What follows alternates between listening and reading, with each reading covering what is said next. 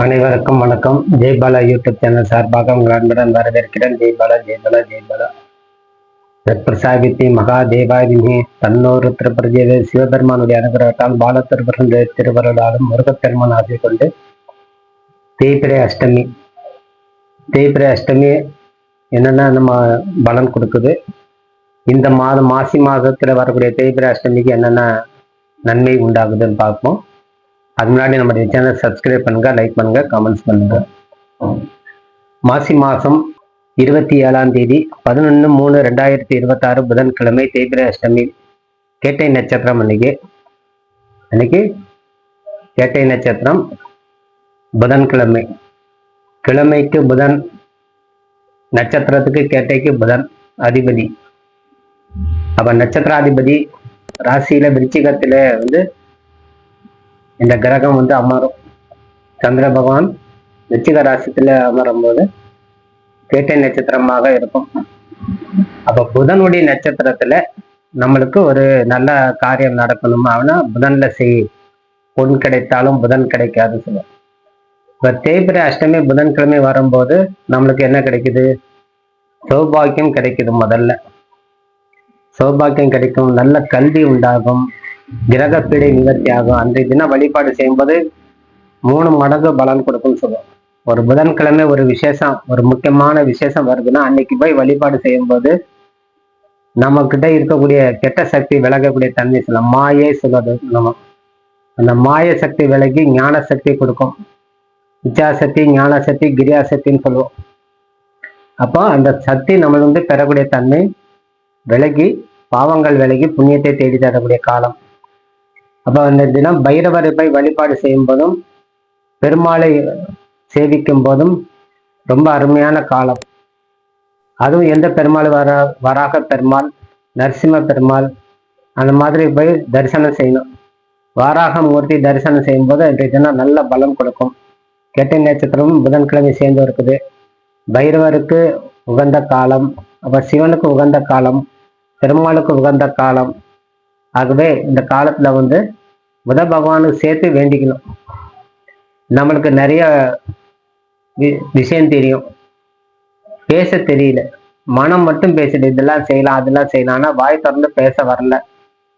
அப்ப உள்ளுக்குள்ள இருந்த ஞானம் வெளிப்படத்துல, வெளியில பேச தெரியல.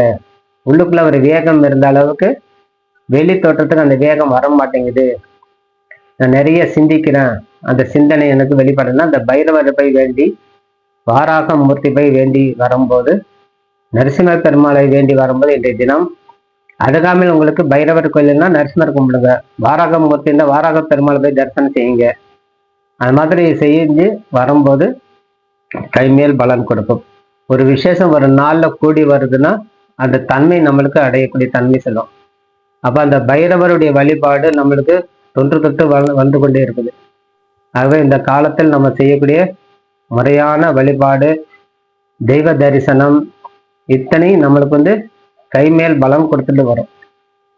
அப்போ அந்த விசேஷம் அப்படின்னாலே பெருமாளுக்கு உகந்தது, சிவனுக்கு உகந்தது, பிள்ளையாருக்கு உகந்தது, முருகனுக்கு உகந்தது, அம்மனுக்கு உகந்ததுன்னு நம்ம நினைக்க கூடாது.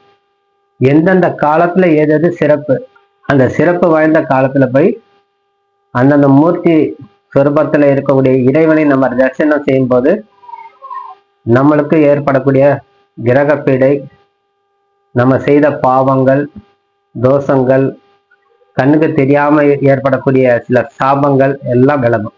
இப்ப நீங்க ஒரு ஓனராக இருந்தால் பணியாளர் தோஷம் உண்டாகும். நீங்க ஒரு வேலை செய்யறவராக இருந்தால் மற்றவருடைய தோஷம் உண்டாகும். ஆகவே இத்தனையும் நம்ம எப்படி சமாளிக்கிறது? அப்ப இறைவனுடைய துணை வேணும். நான் சமாளிக்கணும்னா கண்டிப்பா ஒரு நேரத்துல தோல்வியே சேரும். நிறைய பேர் சொல்லியிருக்காங்க, நான் சாமி கும்பிட என்னை நம்பி நான் இருக்கிறேன், தாராளமா இருப்பாடு சொல்லுவோம். ஒரு பெரியவர்கிட்ட போய் விவாதம் பண்ண மாட்டாங்க. அதே பெரியவர்கிட்ட சொல்வார். எத்தனை வருஷம் கழிச்சு ஒரு 5 இருந்து ஒரு 10 வருஷத்துக்குள்ள வருவார். ஐயா நான் எல்லாம் செஞ்சேன், எல்லாம் சம்பாதிச்சேன், எல்லாம் செஞ்சேன், எனக்கு கடைசியில எதுவுமே கொடுக்கல, கடைசியில் எல்லாமே விட்டு போச்சுட்டேன். அப்ப சொல்லுவார் அவர், அன்னைக்கு சொல்லும்போது உன்னுடைய மூடத்தனம் என்ன ஆயிடுச்சு, உன்னுடைய மூடத்தனத்தான் நீ தான் இழந்த, இனிமேலாவது திருந்தி வாழு அப்படிதான் சொல்லுவேன். வேற என்ன செய்ய முடியும்? இழந்து வந்த பிறகு அது ஞாபகம் வரும், தெய்வத்தின் மேல ஒரு நம்பிக்கை வரும். ஒரு பணம் 1,00,000 கையில இருக்கும்போது, 1,00,000 சம்பாதிக்கும் போது ஆணவம் குடிக்கொள்ளும். நான் சம்பாதிக்கிறேன், நான் செலவு பண்றேன், என்னுடைய உழைப்பால் வந்தது. என்ன சொல்லுவா? என்னுடைய உழைப்பால் வந்தது, நான் தான் செஞ்சேன், என்னுடைய புத்தியுடைய தன்மையால் நான் ஜெயிக்கிறேன். அந்த புத்தி யார் கொடுத்தது? இறைவன் கொடுத்தது. அந்த செயல் யாரு கொடுத்தது? இறைவன் கொடுத்தது. உனக்கு உத்தியோகம் யார் கொடுத்தது? இறைவன் கொடுத்தது. அப்ப அந்த இறைவனே நீ மதிக்காமல் போகும்போது, இது போன்ற கிரக பீடை வந்து சாபங்கள் வேலை செய்யும் போது வேலை விட்டு தூக்கிடுவாங்க. வேலை விட்டு முடிஞ்சிச்சா, அப்ப என்ன ஜிங்கடிக்க வேண்டியதான். மிஞ்சி போனா இருக்கிற காசு காலி ஆகுற வரைக்கும் அது தெரியும். அப்ப கூட வேலை விட்டு வந்தாச்சு, மாசம் 1,00,000 சம்பளம், வேலை விட்டு வந்தாச்சு, 5 மாசம் ஆச்சு, 5 லட்சம் லாஸு, வீட்டு செலவு இருக்கும், அது குறைச்சிக்க முடியாது, கௌரவத்தை குறைச்சிக்க முடியாது, வெளியில காட்டிக்க முடியாது. அப்ப கடன் வாங்குறது, அப்ப அந்த கடன் வாங்குற வரைக்கும் தெரியாது. அந்த கடன் அடைக்க முடியாத சூழ்நிலை வரும்போது தான் என்ன நடக்குது ஏது நடக்குது போய் பார்க்கலாம் அப்படின்னு சொல்லி இறைவன்கிட்ட போய் நிற்பாங்க, ஒரு ஜோசியர்கிட்ட போய் நிற்பாங்க, ஒரு பெரியவர்கிட்ட போய் நிற்பாங்க. அது வரைக்கும் அந்த மூடத்தனம் என்ன செய்யும்? வேலை செய்து கொண்டே இருக்கும். அதனால நீங்க எவ்வளவு பெரிய செல்வந்தராக இருந்தாலும், எவ்வளவு பெரிய புத்திசாலியாக இருந்தாலும், என்ன வேலை செய்து கொண்டு இருந்தாலும், இறைவனை சென்று தரிசிப்பது மறக்க வேண்டாம். அதை பெரியவங்க சொல்லிட்டு வரோம். இறைவனை தரிசனம் செய்வது மறக்கவே கூடாது. உங்களால பக்கத்துல இருக்கக்கூடிய கோயிலே போனாலே போதும். இது பேர் என்ன? அகம் பிரம்மாசி. இறைவன் உன்னுடன் குடிக்கொண்டு உன்னை வழி நடத்தி செல்வார். ஒரு பிள்ளையார் கோயில் இருக்குது, ஒரு முருகன் கோயில் இருக்குது, ஒரு அம்மன் கோயில் இருக்குது, ஒரு சிவன் கோயில் இருக்குதுன்னா போய் ஜஸ்ட் ஒரு வேலைக்கு போறோமா, ஜஸ்ட் ஒரு 5 minutes ஒதுக்கி வண்டி நிறுத்தி உள்ளுக்குள்ள போய் ஒரு ரவுண்ட் அடிச்சுட்டு, சாமி எனக்கு துணையா இருக்குன்னு சொல்லி வேண்டிக்கிட்டே போங்க.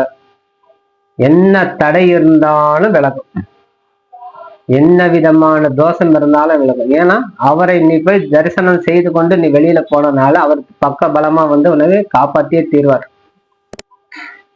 அதனால இறைவன் என்னைக்கும் கைவிட போறது கிடையாது. பெத்த அம்மா அப்பா கை விட்டுருவாங்களா? உடம்பு சரியில்லை, ஆடா அவனுக்கு தானே உடம்பு சரியில்லை சும்மா விட்டுருவாங்க. உடனே என்ன செய்வாங்க? மருத்துவரை கொண்டு போய் சிகிச்சை செய்வாங்க. ஆகவே நம்ம பெத்தாச்சு, அவனே அவன் வாழ்க்கையை பார்த்துக்கணும்னு சொல்லியா நம்ம விட்டாங்க? கல்யாணம் பண்ணி வச்சாங்க, அதனால படிக்கவும் வச்சாங்க, சமூகத்துக்கு அந்தஸ்து ஏற்படுத்துகிற அளவுக்கு நமக்கு வழி நடத்தி சென்றாங்க. யாரு? பெற்றவங்க. அதே மாதிரிதான் இறைவன் தந்தைக்கும் மேல் தந்தை, தாய்க்கும் மேல் தாய். ஆகவே எந்த தெய்வமாக இருந்தாலும் வழித்துணையாக இருந்து நம்ம காப்பாற்றும். அது பைரவரை வழிபாடு செய்யும் போது அது வந்து சத்ரு சம்ஹாரம் பேர். சத்ரு சம்ஹாரம்னா நம்மகிட்ட நீதி நேர்மை தர்மம் அனைத்தும் நம்மகிட்ட இருந்தால் நம்மளை யார் எதிரியா நினைக்கிறாங்களோ அத்தனை தவிடுபடி ஆக்கிடுவார். என்னுடைய பிள்ளைங்களுக்கு நீ எப்படி துரோகம் நினைக்கலாம், என்னுடைய பிள்ளைங்களுக்கு நீ எப்படி வந்து வஞ்சனை செய்யலாம் அப்படின்னு சொல்லி அந்த நபர்களை போய் சம்ஹாரம் பண்ணும். சம்ஹாரம்னா துரோகத்தை இழத்தவர்களுக்கு கஷ்டத்தை கொடுத்துருவார். அப்ப செல்வா சென்று பார்த்தோம், நம்ம ஒரு உதாரணம் சொல்லுவோம். நம்ம ஒரு ஆளுக்கு எதிரியா நினைச்சு அவன் நாசமா போகணும், அவன் நல்லா இருக்கக்கூடாது நம்ம நினைக்கிறோம்னா அவர்கிட்ட அந்த தர்மம் இருந்தால் அந்த நாசமும் அந்த கெட்ட எண்ணம் நம்மளே வந்து சேரும். இதுதான் தோஷம் சொல்றோம். தன்னைத்தானே விதைத்து கொள்ளுதல் பெறதுக்கு. அப்போ தன்னைத்தானே விதைத்து கொண்டவர்களை இறைவன் துணை புரிய மாட்டார். ஆகவே இந்த காலத்தில் நீங்க பயபக்தியோட அன்போட சிவபெருமானையும் பைரவரையும் நரசிம்மர் பெருமாள் வாராகமூர்த்தி போன்ற தெய்வத்தை போய் இந்த தினம் தரிசனம் செய்யும் போது, அதுவும் பாருங்க நல்ல அமைப்போட புதன்கிழமை புதனுடைய நட்சத்திரமான கேட்டை சேர்ந்து வந்தக்கூடிய காலம், அதுவும் அஷ்டமி. அது பேர் புத அஷ்டமி சொல்லுவோம். புத அஷ்டமி அப்படின்னாலே நம்மளுக்கு என்ன? மறைக்கப்பட்ட ஞானம் வெளிப்படும் பேர். மறைக்கப்பட்ட ஞானம்னா சொன்னோம், அதுதான் முதல்ல சொல்லிட்டேன். நம்மளுக்கு நிறைய திறமை இருக்கு, வெளியில தெரியல, ஆனா உள்ளுக்குள்ள நிறைய மனம் பேசிட்டு இருக்கும். ஆனா அது செயலுக்கு கொண்டு வர்றது அந்த தெய்வம் நம்மளுக்கு வந்து துணை நிற்கும். அதனால இத்தனையும் நம்ம பயம் இல்லாமல் தெய்வத்தோட அன்போட பணிவோட செயலோட இறைவனை பக்தியோட மனம் முருகி உங்களால என்ன பூஜையில கலந்து கொள்ள முடியுமோ அந்த நேரத்தில் ஒரு அபிஷேகம் நடக்குதுன்னா அந்த பைரவர் பெருமாளுக்கு அந்த அபிஷேகம் கண்டு கழித்து மனதார வேண்டி நீயே உங்களுக்கு குலம் காக்கும் தெய்வம், என்னோட குடும்பத்தை நீ தான் காப்பாற்றணும் அப்படின்னு சொல்லி ஒரு ஆணா பெண்ணும் இருபாலரும் சேர்ந்து வேண்டிக்கிட்டால் கைமேல் பலன். அதுவும் குடும்பத்தோடு சேர்ந்து வேண்டால் 10 மடங்கு பலன். அந்த மாதிரி தனிநபரோட தம்பதிகளோட குடும்பத்தோட சேர்ந்து வேண்டிக்கும் போது கைமேல் பலனையும். அதனால சாபங்கள் முதல்ல நம்ம விளக்கணும். நம்மகிட்ட இருக்கக்கூடிய தோஷங்கள் முதல்ல விளக்கணும். நம்மகிட்ட இருக்கக்கூடிய கிரக பீடை விளக்கணும். அத்தனை சொல்லி மனதார வேண்டிக்கிட்டு பைரவா பைரவா பைரவான்னு சொல்லி வேண்டி விடைபெறுகிறேன். நன்றி, வணக்கம். ஜெயபாலா ஜெயபாலா ஜெயபாலா. வாழ்க வளமுடன்.